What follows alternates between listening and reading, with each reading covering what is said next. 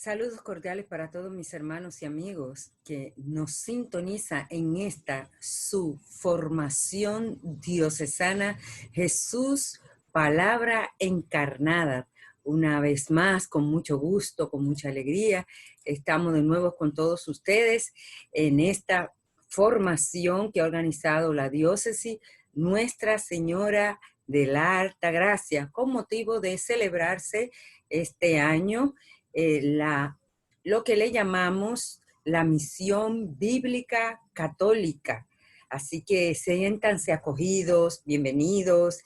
Es para nosotros un placer, una alegría, un gozo poder tener esta oportunidad de que juntos pues nos formemos con la palabra a través de este curso de introducción a la Biblia. Les recordamos el lema de este año: con Jesús, palabra encarnada, nuestra vida será transformada. Así que debemos vivir este año escudriñando, leyendo, meditando la palabra de Dios. Les recordamos que estamos tratando el tema de los géneros literarios y esta es la tercera y última parte de este tema con un contenido riquísimo que todos nosotros pues estamos disfrutando. Pero como ustedes saben, siempre el que dirige, el que guía, el que lleva a cabo todo esto es el Señor, el Espíritu Santo de Dios, pues sin Él no somos nada. Por eso en estos momentos vamos a entrar en ese espíritu, vamos a escuchar, a vivir, a disfrutar esta canción para que nos vayamos poniendo en esa sintonía de entrar en comunión con el Espíritu Santo. Así que todos atentos a escuchar esta canción. Seguimos. Vamos a la Biblia, la palabra de Dios. Hay una promesa en la Biblia que es para ti, es para mí. Hay una promesa en la Biblia que es para ti, es para mí. Cielo nuevo. Cielo nuevo y tierra nueva. ¿Dónde? ¿Dónde iremos a vivir? Cielo nuevo y tierra nueva. ¿Dónde iremos a vivir?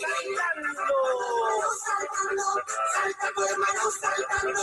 Saltando, hermanos, saltando. Como corderos en la manada. ¡Fuerte ahora! Y así se alaba Dios. Pero qué lindo que es. El pueblo de Dios. Maravilloso se ve. El pueblo de Dios. Pero qué chévere que es. El pueblo de Dios. Y dando la media vueltita. A ver cómo damos la media vueltita. La vuelta de la victoria. Así se alaba Dios. Pero qué lindo que es. El pueblo de Dios. Maravilloso se ve. El pueblo de Dios. Pero qué chévere que es. El pueblo de Dios. Pero qué lindo que es. El pueblo de Dios. Maravilloso se ve. El pueblo de Dios. Pero qué chévere que es. El pueblo de Dios. Fuerte el aplauso a la Biblia, a la palabra de Dios.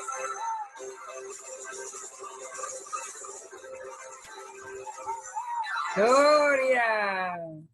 Bendito y alabado eres. Toda la gloria, todo el honor, todo el poder, toda la adoración y toda la alabanza es para ti.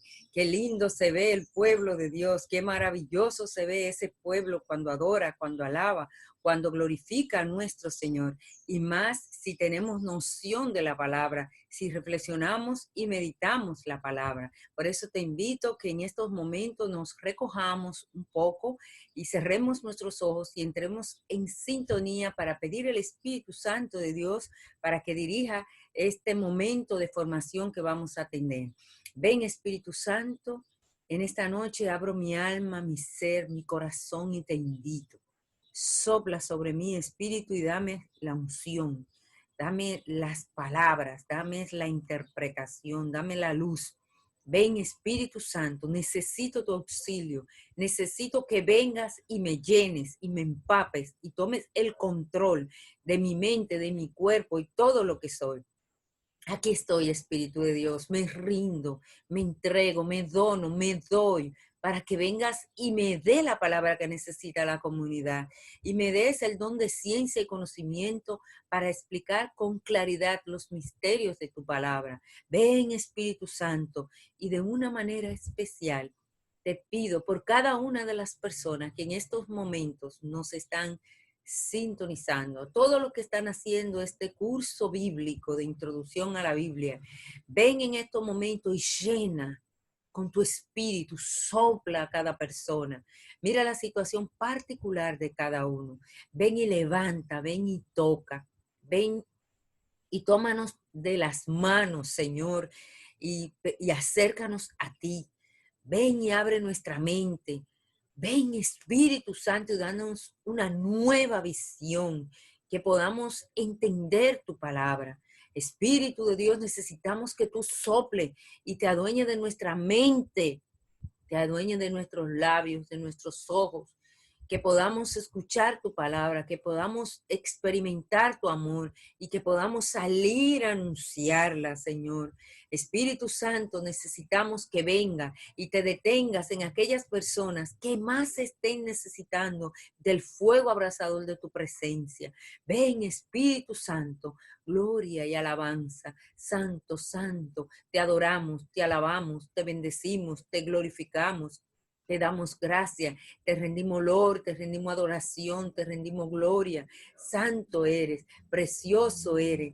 Qué maravilloso es estar contigo, qué es hermoso es poder escudriñar tu palabra, qué grandioso es, Señor, adorarte, alabarte, glorificarte, bendecirte, rendirte olor, rendirte gloria, rendirte adoración y rendirte alabanza. En tus manos está este curso de introducción a la Biblia. Tú eres el Señor y el Dios de todo. Amén, amén, amén. Grandioso este momento.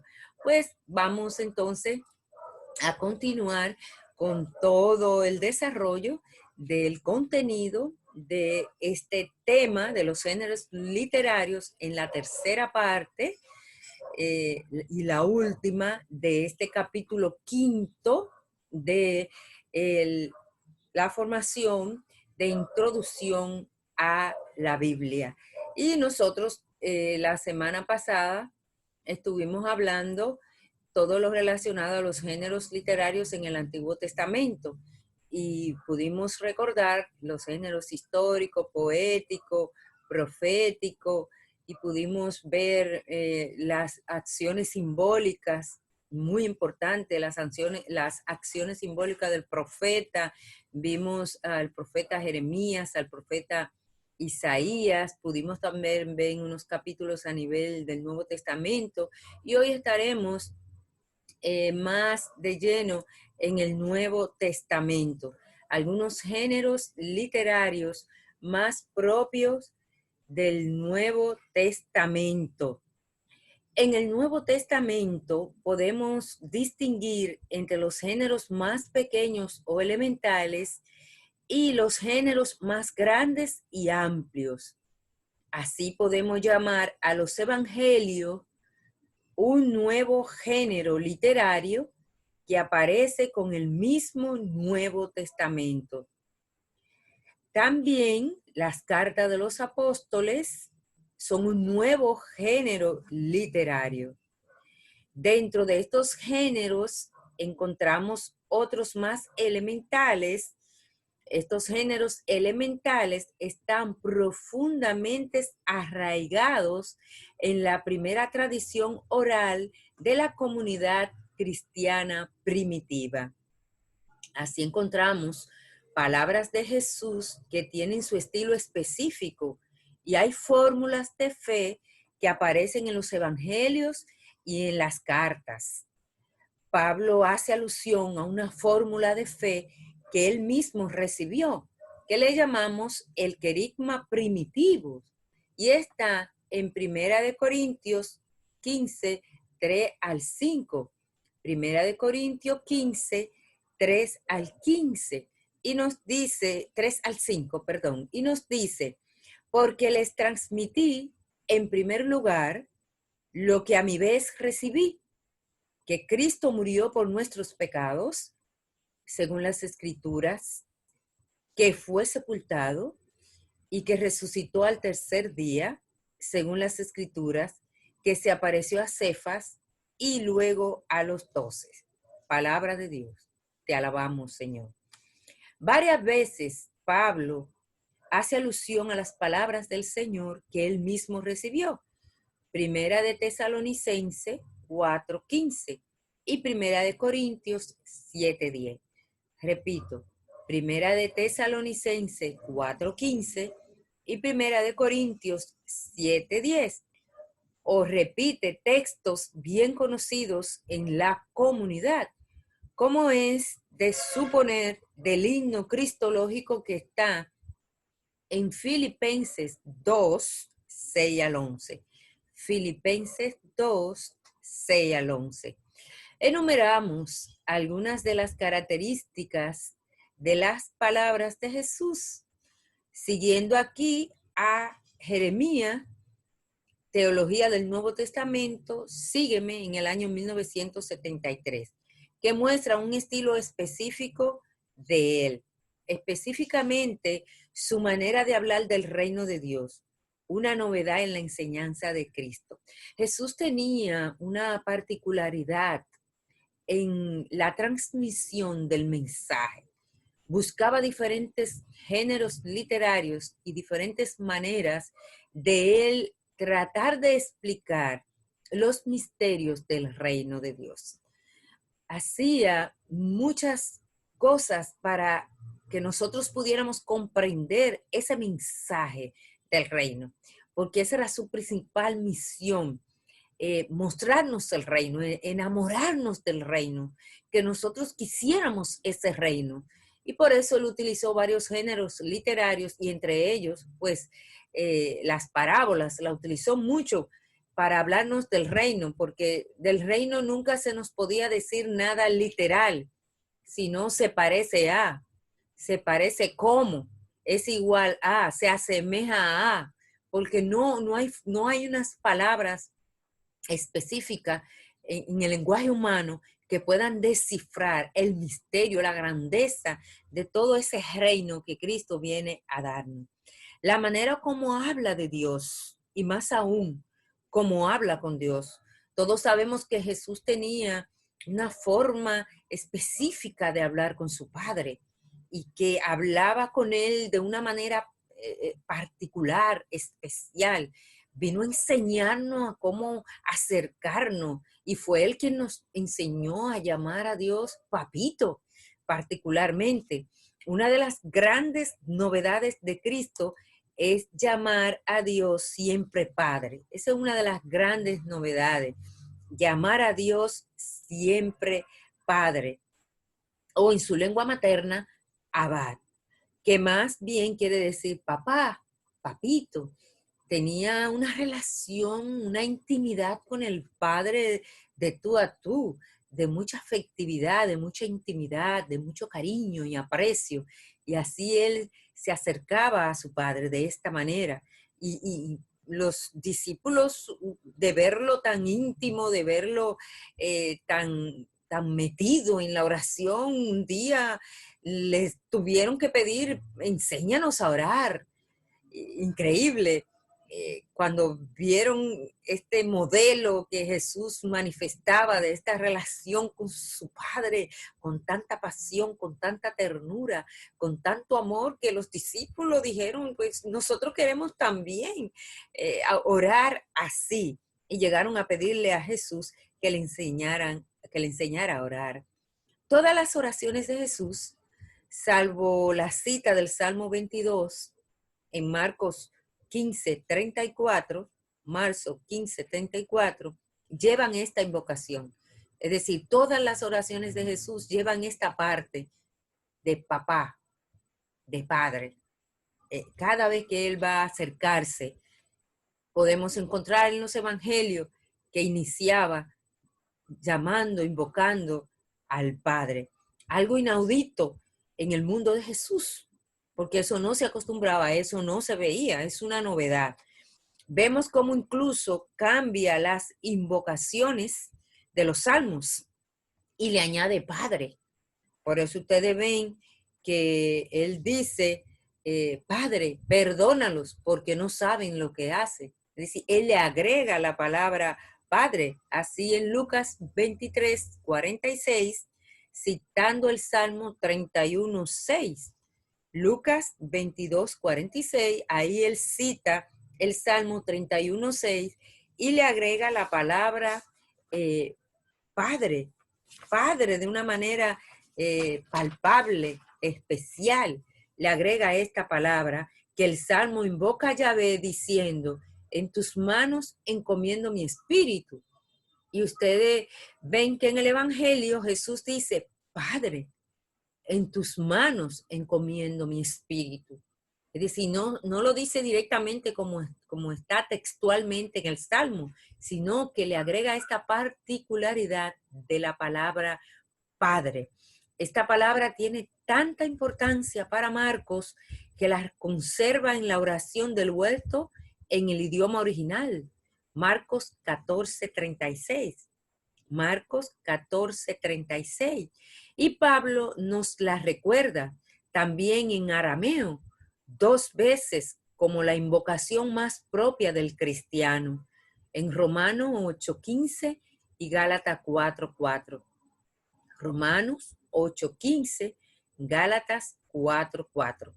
El orar cristiano, por eso llama a Dios Padre, como Jesús enseña en el Padre Nuestro. Ustedes ven cómo es que comienza el Padre Nuestro, precisamente llamando a Dios Padre. Mateo 6:7 y siguiente.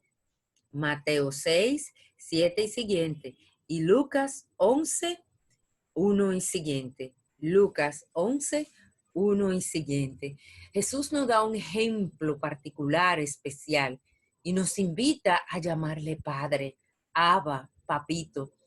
Es que cuando nos dirigimos al Padre con estas palabras tan tiernas, hace un efecto en nuestra alma, en nuestro espíritu. Sentimos como que nos estamos dirigiendo a alguien de confianza, a alguien especial. Por eso es que esta palabra realiza en nosotros grandes cosas, sentimientos, emociones. Son tantas las cosas que se dan en ese momento cuando tú, con una gran intimidad en tu momento de oración, inicia como Jesús lo hacía. Padre, papá, papito, Padre, te amo, eres lo más hermoso que me ha pasado. Qué maravilloso es tener un Padre. Entonces Jesús nos sirve de modelo.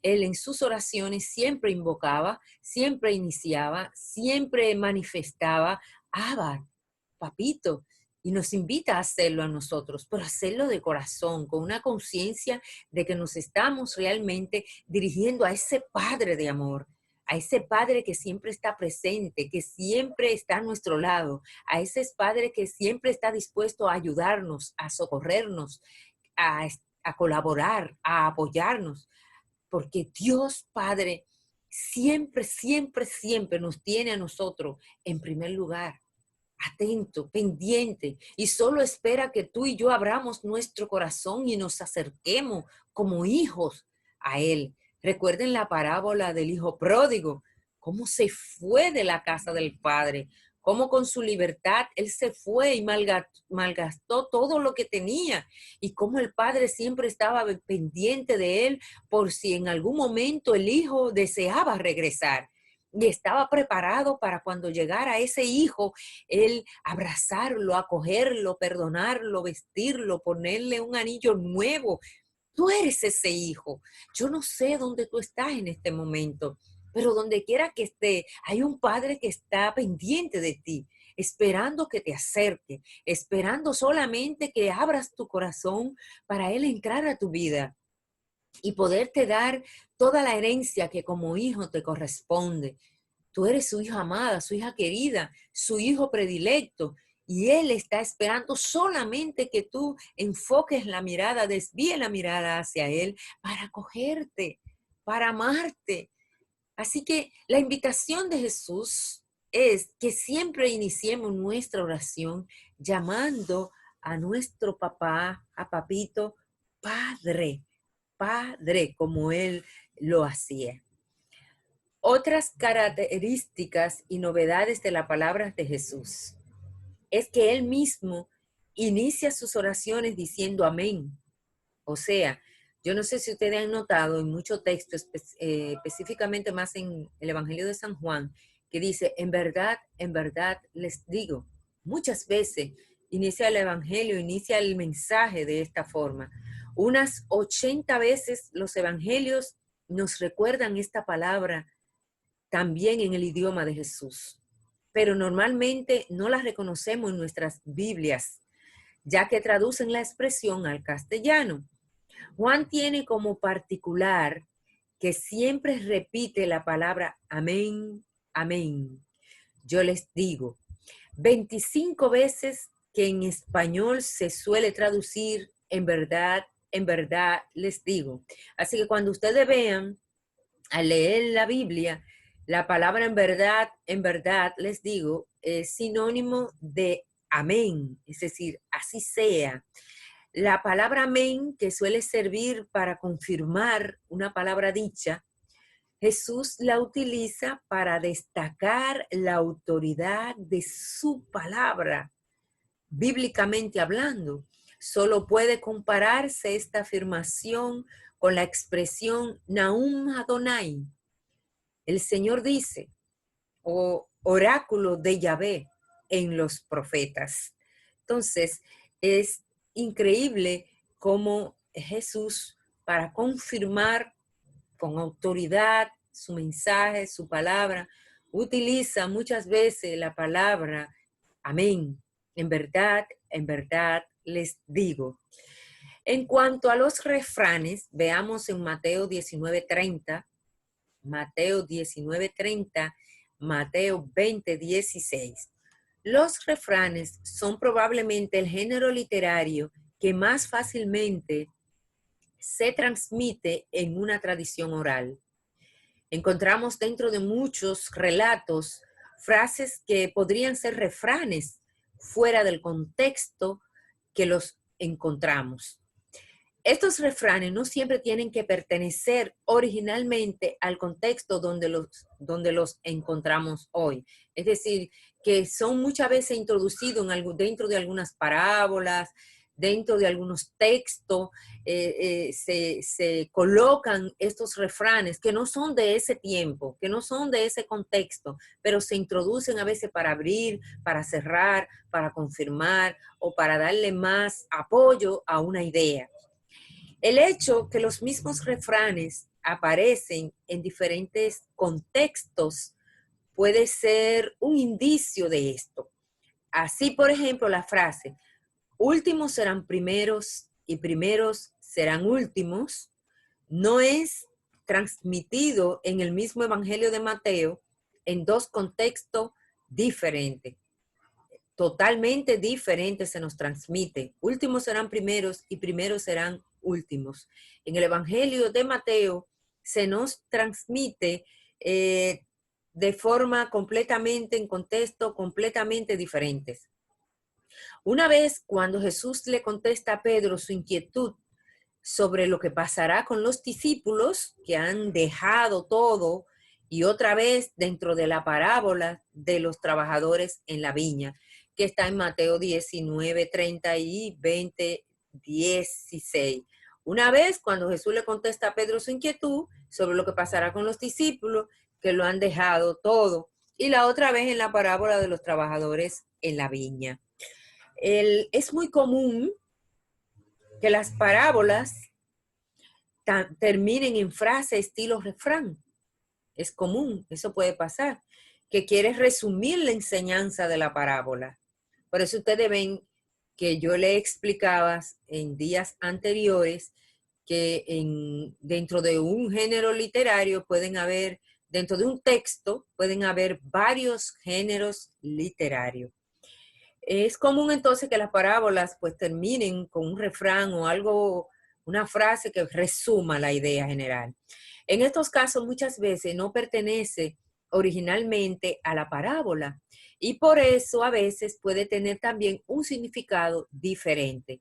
Un ejemplo lo encontramos en Lucas 16, en la parábola del administrador injusto. A continuación de la parábola tenemos una serie de refranes sobre el dinero injusto que no están directamente relacionados con la parábola y por tanto parecen contradecirse, pero no es así. Hace falta estudiar las frases una por una para captar bien su sentido.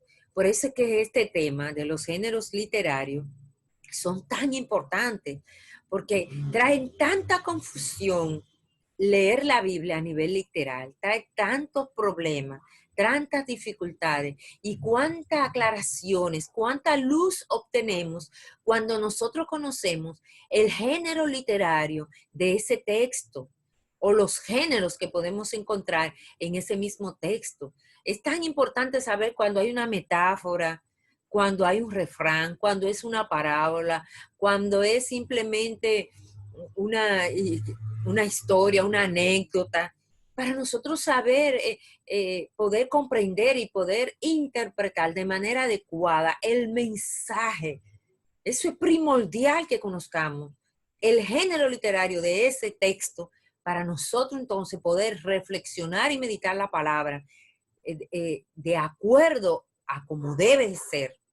Pero literalmente lo que trae es mucho problema, porque no es lo mismo lo que se lee a la letra que el mensaje en sí que el Señor quiere darnos a través de su palabra. Las parábolas son algo muy propio de la predicación de Jesús. En el Antiguo Testamento podemos decir que se encuentra una sola parábola que se podría comparar directamente con las parábolas de Jesús. En el Antiguo Testamento encontramos una sola parábola que la podríamos comparar con las parábolas de Jesús. Es la parábola que cuenta Natán a David en 2 de Samuel 12, del 1 al 6.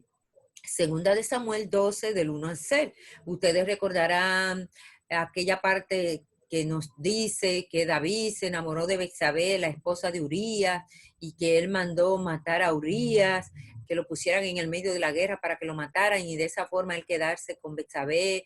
Betsabé quedó embarazada y él cometió este pecado tan grave, y Dios le manda a Natán para que le haga ver que él había ofendido al Señor. Y entonces Natán va y le hace una parábola, le hace una anécdota, le hace un cuento y le dice que había un hombre que tenía una sola ovejita y que había otro hombre que tenía muchísimas ovejas y que el hombre que tenía muchas ovejas fue y mató a la única ovejita que aquel hombre tenía.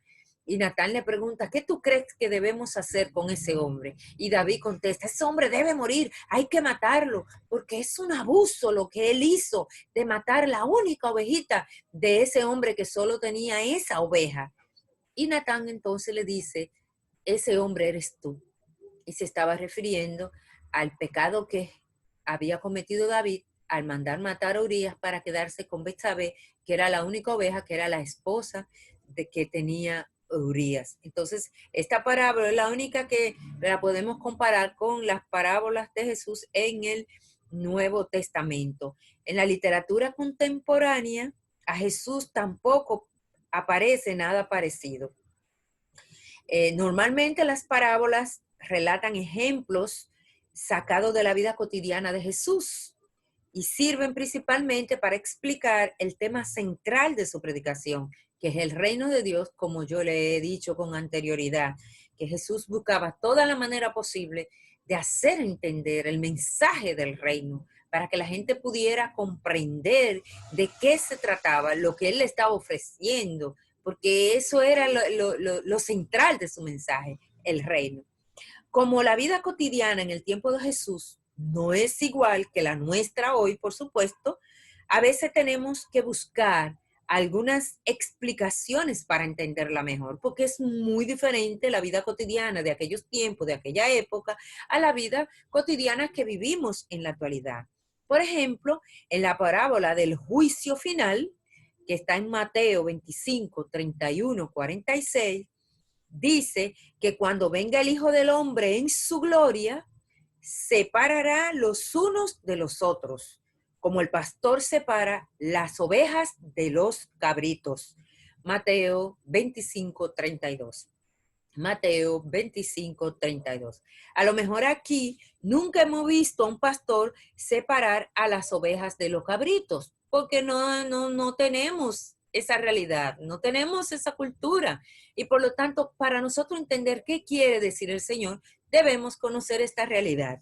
En Palestina de Jesús, en la Palestina de Jesús, por la noche, el pastor separa a las ovejas de los chivos, ya que las ovejas se quedan fuera al fresco del aire libre, mientras que los chivos que carecen de una piel que les proteja, ustedes saben que las ovejas tienen mucho pelo, pero los chivos no. Entonces ellas se quedaban y con todo ese pelo tenían calor y se quedaban en el fresco, pues los chivos buscaban un lugar donde conseguir un poquito de calor, algo que les proteja, como a las ovejas. Se pasan la noche encerrados en un establo que les garantiza más calor. En este momento también cuenta sus animales y se da cuenta si falta alguno. Entonces el pastor cuenta las ovejas que están afuera tomando aire fresco y cuenta los chivos que están en un establo buscando el calorcito. En el Nuevo Testamento encontramos diferentes géneros literarios que culminan en una palabra de Jesús que en algo se parece a un refrán. Muchos exégetas llaman este tipo de relatos apotegma, siguiendo a un género literario que en la antigüedad se refiere a una anécdota que culmina en una palabra o un refrán significativo. De eso se trata apotegma. Un refrán significativo como una anécdota corta, de eso se trata. Pueden aparecer en un relato de un milagro o en un litigio. Un litigio es una pequeña discusión, un enfrentamiento con palabras, como aquí decimos discutir, pelear verbalmente, como Jesús lo sostiene, por ejemplo, con los letrados y fariseos, que Jesús tuvo muchísimo litigio, muchísimas discusiones con los letrados y fariseos. Así la discusión sobre el comer en la casa de los publicanos y pecadores culmina en la frase o el apotegma: no necesitan médicos los que están sanos, sino los que están mal. No he venido a llamar a conversión a justo, sino a pecadores. ¿Ustedes ven? Esos son los apotegmas. Los mismos relatos de milagros, los litigios, discusiones con enemigos, los relatos de vocación forman géneros literarios. Los relatos de vocación, que siguen esquemas y formas parecidas en los diferentes relatos. Podemos observar también la labor de los evangelistas que organizan a menudo de forma temática o estilística los textos que reciben de la tradición. Así Mateo juntó en el capítulo 13 7 parábolas y en el capítulo 25 3 parábolas sobre el fin del mundo. En Mateo 5 al 7 encontramos el sermón de la montaña, cómo lo organizan, cómo lo van colocando a conveniencia, a la manera que más conviene. En cuanto a los esquemas, ustedes siempre van a ver que en las anunciaciones casi siempre aparece un ángel que saluda, que luego anuncia y que casi siempre dice: vas a tener un hijo, un esquema. Así son la mayoría, por ejemplo, de las anunciaciones. Muchas de las enseñanzas de Jesús que en Mateo están juntas, muchas de las enseñanzas están juntas en el Sermón de la Montaña, están en Lucas, que conserva el núcleo del sermón en Lucas 6, 20, 49. Esparcido por diferentes capítulos es su evangelio. Mientras Mateo agrupa las parábolas, las organiza, en Lucas aparecen diseminadas por todo su evangelio. Mateo ha creado en el Sermón de la Montaña algo como un catecismo del cristianismo o un catecismo del cristiano que trata mandamientos, obras de piedad, ayuno, oración y limosna y diferentes aspectos de la fe y de la vida cristianas. Podemos concluir destacando una vez más la importancia de tomar en cuenta los géneros literarios al interpretar la Biblia. Solo tomando en cuenta estos géneros podemos captar el mensaje de la Biblia de una forma adecuada. Confundiéndolos, podríamos pensar que hay muchas contradicciones o informaciones falsas o irrisorias.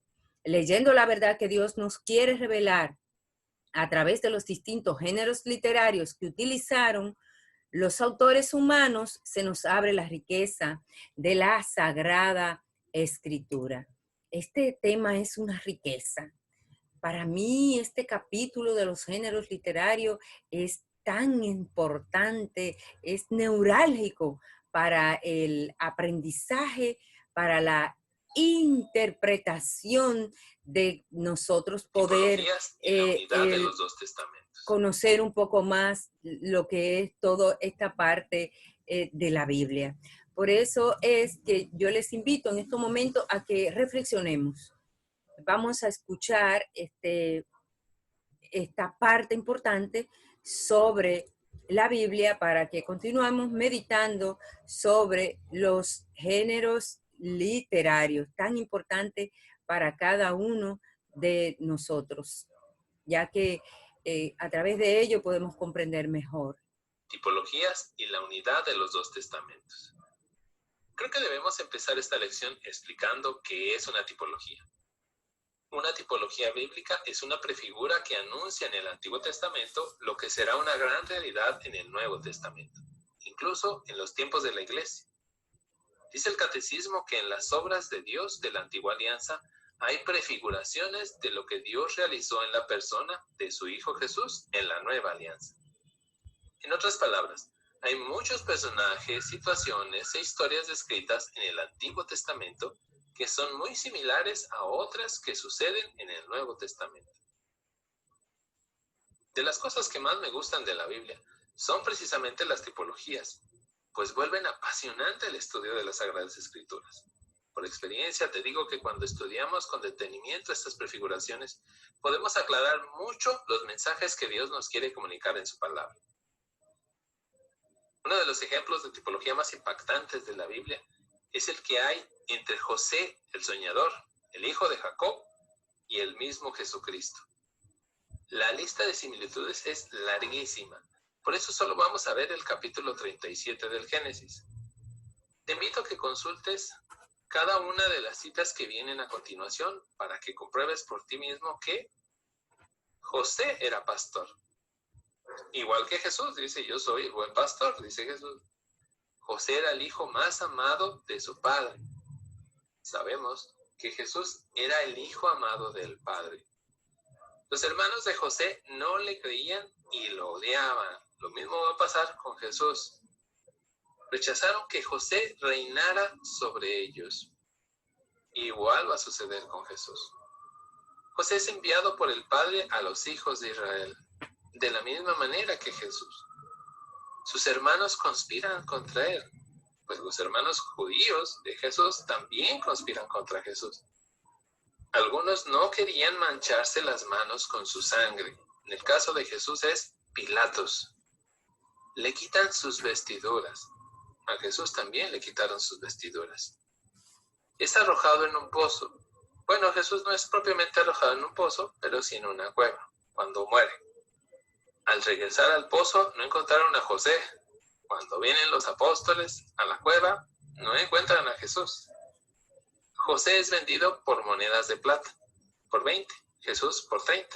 Cuesta 10 monedas más. José es llevado a Egipto, igual que Jesús.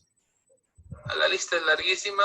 Si siguen en los demás capítulos hasta el 50, van a encontrar cantidad enorme de cosas en las que se parecen muchísimo José y Jesús. Y eso es una tipología. Te invito pues a conocer y analizar con calma la vida de José, que la encuentras desde el capítulo 37 de Génesis hasta el 50. Compárala con Jesús y date la tarea de buscar las similitudes entre la vida de ambos. Esta de las tipologías es una de las maneras en las que vemos que el Antiguo y Nuevo Testamento están profundamente unidos y dependen el uno del otro, o como explicaba el mismo San Agustín. El Nuevo Testamento está escondido en el Antiguo, mientras que el Antiguo se hace manifiesto en el Nuevo.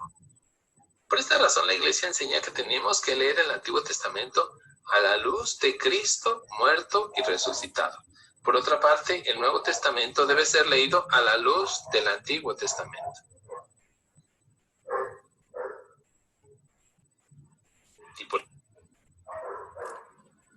Muy bien, hemos escuchado esta parte tan interesante de este tema, donde podemos hacer semejanza entre el Antiguo y el Nuevo Testamento a través de la tipología. Muy bien. Entonces, vamos a continuar con esta parte y tendremos algunos ejemplos sobre el estudio del género literario. Nos ayuda a no malinterpretar el texto. Esto es importante. Vamos a tener algunos ejemplos y vamos a comenzar con ejemplo del diluvio que está en Génesis 6, del capítulo 6 al capítulo 9. El diluvio es un texto que encierra un recuerdo histórico. El relato bíblico incluso está en estrecha relación con el relato del diluvio en la epopeya babilónica de Gilgamesh. Nos imaginamos cómo se contaba este relato en la noche alrededor de una hoguera. Claro que se utilizan muchas formas literarias para hablar. Así, por ejemplo, vemos hipérbolas, exageraciones, ironías, imágenes. Nosotros somos así. Si vamos a contar una historia, muchas veces hacemos exageraciones, agregamos nuestro parecer. Así se hacen muchas de las historias. En el sentido teológico es claro. Y la verdad que se enseña es verdad teológica. Eso es algo importante que debemos tener pendiente, que en todo el transcurrir de la historia lo que se busca es el actuar de Dios, que tiene su trasfondo histórico. La misericordia de Dios es más grande que su ira. Él no destruye la creación, mucho menos dejará de salvar a los justos e inocentes. Así se salvan todos los animales y el justo Noé con su familia. Y Dios promete que eso no volverá a suceder jamás. Una imagen hermosa de que Dios ama a su creación y que esta creación es buena, aunque los hombres son pecadores. El arco iris que se dibuja en el cielo cuando sale el sol, después de la lluvia, después de todo el acontecimiento, es signo de este amor de Dios y signo de la alianza de Yahvé con Noé y toda la humanidad. Aunque el recuerdo histórico de la epopeya babilónica y el del texto bíblico fuera el mismo, la interpretación teológica es muy diferente. Las preguntas de cómo los animales pudieron estar juntos sin comerse, como la paloma encuentra un ramo de olivo tan rápido después de la inundación, son preguntas sin sentido, porque hay mucha gente que comienza a hacer preguntas sin sentido, que nada tiene que ver precisamente por tener una lectura literalista, ya que no respetan el género literario. Malentendemos el hermoso relato del diluvio si lo leemos de una forma literalista. Vemos detrás de todo un mensaje de la misericordia y del amor de Dios que es mucho más grande que el pecado destructor del ser humano. Este relato lo tenemos que leer como una narración hermosa que nos cuenta del amor de Dios, y esto lo han experimentado Noé y muchos más antes y después de él, en medio de catástrofes, inundaciones, huracanes y terremotos. En toda esta parte del diluvio, no es para comenzar a hacer preguntas tontas, es para descubrir todo el inmenso amor de Dios, cómo Dios ama la creación, cómo Dios salva, cómo Dios está de parte de su pueblo, cómo el justo sale victorioso. Lo que hay que buscar es no detenernos en la catástrofe, en la inundación. No, no es en eso, es en la misericordia de Dios, es en el mensaje que Dios tiene para cada uno de nosotros. También tenemos los 7 días de la creación, que tanto se habla de esta situación. Mucho se ha discutido sobre los 7 días de la creación. Es fácil de ver que los 7 días son como 7 estrofas que estructuran el primer relato de la creación. Evidentemente, el texto parte de la cosmovisión del siglo VI a.C., cuando fue escrito. El autor humano en el área de la ciencia no sabe más que su mundo circundante y no hace falta que Dios le revele la teoría de la relatividad, de las leyes del movimiento. Aquí, si la Tierra es redonda o no, es eso, de eso no se trata la Biblia, de eso no se trata el relato de la creación. No, nada que ver. Tiene toda una parte totalmente teológica, donde el autor no toma en cuenta ninguna de estas partes científicas que los científicos tratan de buscar verdades, y no es la idea, no es lo que busca el relato de la creación. Lo que hace falta que Dios nos revele es la verdad de la creación, que es certera en cualquier cosmovisión, en la de ayer, en la de hoy y en la de siempre. Eso no va a pasar nunca. Bien podemos entender los días de la creación como días de contemplación. El autor contempla las maravillas que Dios ha hecho. En los primeros 3 días, la luz, el cielo, el mar y luego la tierra. En los siguientes 3 días va llenando estos espacios. La luz se relaciona con el sol, la luna y las estrellas. El cielo y el mar se llenan de aves y peces, y la tierra con animales y del ser humano. El 7º día revela el sentido de todo. Este es un día de alabanza en el que toda la creación alaba a Dios. Todo es creado para la gloria de Dios y el ser humano tiene que sacar un día para alabarle y agradecerle la hermosura de la creación. De ahí la observancia del sábado y del domingo, el día del Señor. Lo importante no son estos cuántos días, si son 7, si son 1,000,000, la creación, sino toda esta parte teológica de lo que el autor, de lo que Dios, el mensaje de lo que Dios quiere decir. Leer los 7 días de la creación como una información de carácter de ciencias naturales es sencillamente una confusión de género literario. Lo mismo vale naturalmente para la creación del varón y de la mujer. Las edades de los patriarcas. Las edades de los patriarcas antes del diluvio nos pueden confundir también bastante, pero vemos que la mucha edad es una manera de expresar que esta persona era agradable a Dios y un signo de bendición. Eso es lo que quieren decir cuando se menciona muchas edades, que es una persona bendecida por Dios, pero no es que literalmente tiene esa cantidad de edad. Es fácil ver el carácter simbólico de estas edades, por ejemplo, con Enoc. Maravillosamente, toda la creación está en las manos del Señor. El fin de toda la creación es la gloria de Dios. El ser humano es creado para alabar. No es fácil tener 900 años y recordar los cumpleaños de todos los nietos. Según Génesis 5:23, vivía 365 años, un año para cada día del año. Los patriarcas antes del diluvio llegan a pasar de los 900 años. Asimismo, Noé. Tenemos que ver esto como una descripción simbólica para expresar su cercanía con Dios. Sabemos que antes la gente generalmente moría más joven. Si leemos todos los números de la manera literalista, llegamos a muchas contradicciones. Por lo general, los números que aparecen en la Biblia suelen tener un valor simbólico. Entenderlo al pie de la letra significa no entender lo que el autor quiere decir.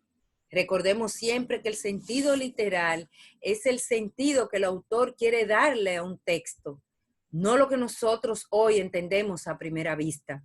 Si aquí hay una madre, dice a su hijo, ya te lo he dicho 20,000 veces, no está diciendo mentira, ni que fueran 20,000 veces, sino que está expresando que ya se lo he dicho muchas veces y nosotros lo usamos mucho aquí los dominicanos, esa parte. Te lo he dicho 30,000 veces, quiere decir que te lo he dicho muchas veces, no lo puede tomar de manera literal. Signo de bendición de la persona agradable a Dios son los números. La expulsión de los vendedores del templo. La expulsión de los vendedores es una acción profética simbólica. No es una acción policial, ni siquiera va directamente contra los vendedores, sino contra el abuso de convertir la religión en un negocio. Jesús retoma las acciones proféticas de los grandes profetas del Antiguo Testamento para llamar la atención y llevar un mensaje al pueblo. Lo mismo se puede decir de la maldición de la higuera, Mateo 11:14, Mateo 21:19, que Jesús pronuncia al llegar a Jerusalén. La higuera se seca. Si no sabemos que es una acción profética, el texto podría entenderse como una acción completamente arbitraria de Jesús. ¿Por qué maldecir a una higuera? Si fuera del tiempo de higos, no tiene higo. La higuera no era tiempo para tener higos. Ahora, lo que se quiere decir es que hay un tiempo oportuno y si no da fruto en tiempo oportuno, es posible que no se dé nunca. Ahora llegó el momento, ahora hay que decidirse y dar fruto. Yo estuve hablando bastante sobre las acciones proféticas, así que es importante todo lo que hemos aprendido, todo lo que hemos conocido sobre este tema tan increíble de los géneros literarios, tan importante para cada uno de nosotros. Cuánto aprendizaje hemos adquirido a través de los géneros literarios y cuánta importancia tiene para nosotros que podamos tener los géneros literarios de esa manera. Damos gracias al Señor por esa oportunidad que Él nos regala de poder conocer su palabra, de poder saborearla, meditarla, de a partir de este momento, al leer la palabra, pues reflexionar y buscar qué género literario es el que está dentro de este texto para yo ir conociendo, interpretando el mensaje que Dios quiere regalarnos a cada uno de nosotros. Yo creo que motivo para darle gracias al Señor en esta noche, para bendecirlo, para alabarle, para glorificarle por todo este tema de los géneros literarios que hemos estado impartiendo en su primera, segunda y tercera parte. Maravilloso, cuánto aprendizaje. Por eso vamos a disfrutar de esta canción que nos va a llevar a gozarnos un poco en la presencia de nuestro Señor, que siempre nos quiere felices y alegres.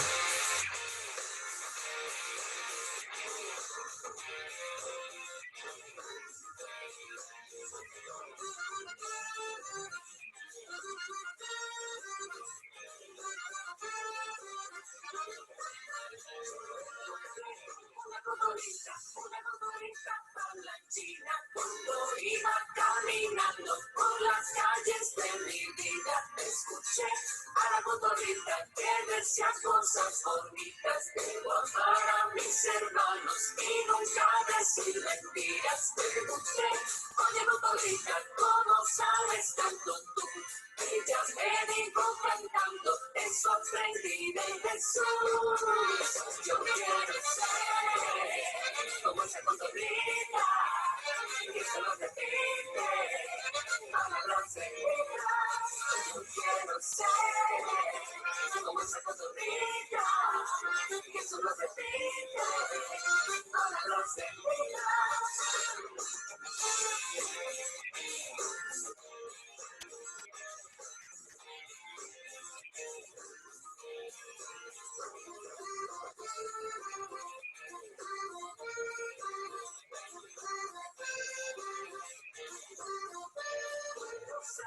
Esa motorista siempre dice la verdad. Los domingos va a la iglesia y no sabe de maldad. Si quieres ser como esa motorista y aprender de mi Jesús, te enseño esta tonadita, cántala conmigo tú. Yo quiero ser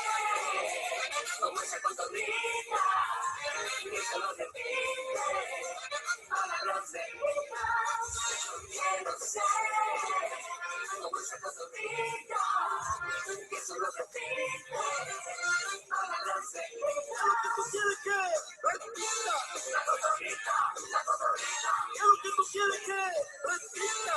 La cotorrita, la cotorrita. ¿Qué es lo que tú quieres que repita?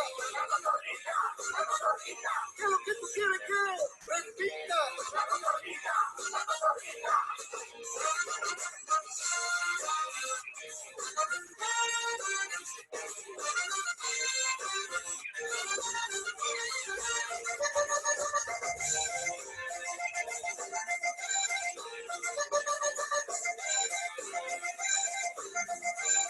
Pero mira, mira, mira qué bonita, como cantaba el señor la cotorrita.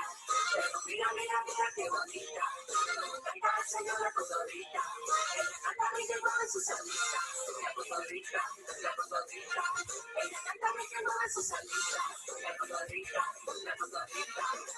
Yo quiero ser como esa cotorrita, y eso lo repite para los felices.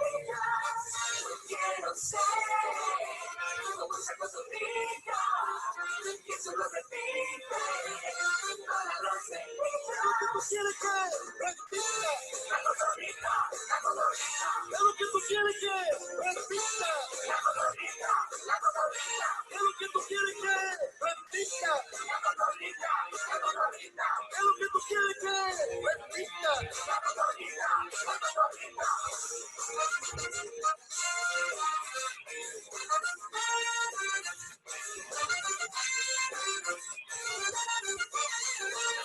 Yo quiero ser como esa cotorrita, que eso lo repite para los felices. Es lo que tú quieres que repita, la cotorrita, la cotorrita. Es lo que tú quieres que repita, la cotorrita.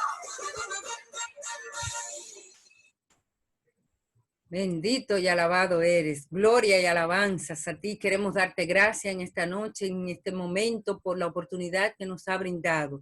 Gracias por este tema de los géneros literarios. Gracias por esta formación con Jesús, palabra encarnada. Gracias por este año dedicado a la palabra. Gracias, Señor, por habernos dado la oportunidad de continuar escudriñando, meditando y reflexionando sobre tu palabra. Gracias por esta quinta parte de este curso, Introducción a la Biblia. Permítanos continuar, seguir aprendiendo y seguir escudriñando. Gracias, gracias. Qué maravilloso eres, Señor. Bendito y alabado eres. Gloria para la Jai, alabanza. Gracias a todos. Gracias, Señor. A ustedes muchísimas gracias por haber estado ahí, por todos los que aprendieron. Muchísimas bendiciones y será hasta la próxima. Bye.